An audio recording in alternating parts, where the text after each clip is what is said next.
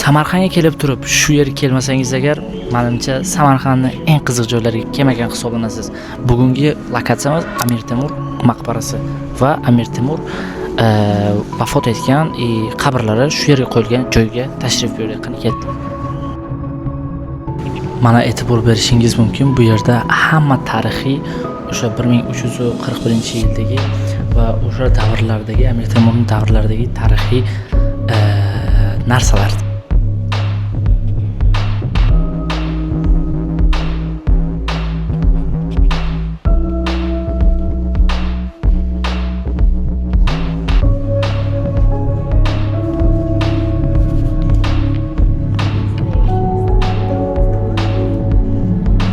Obunachilar, Amir Temurning qabrlari joylashgan joyga tashrif buyurdik. Mana ko'rishingiz mumkin.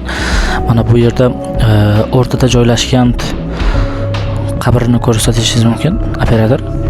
Bu yerda o'rtada joylashgan qora qabr toshi ustidagisi Amir Temurga tegishli va pastida Mirzo Ulug'bek va yuqorisida ustozlari joylashgan bo'ladi.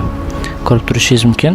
Qadimiy asrlarda mana shu yerda qurilgan maqbaraning o'zini men sizlarga ko'rsatib bera olaman. Mana bu toshlarning barchasi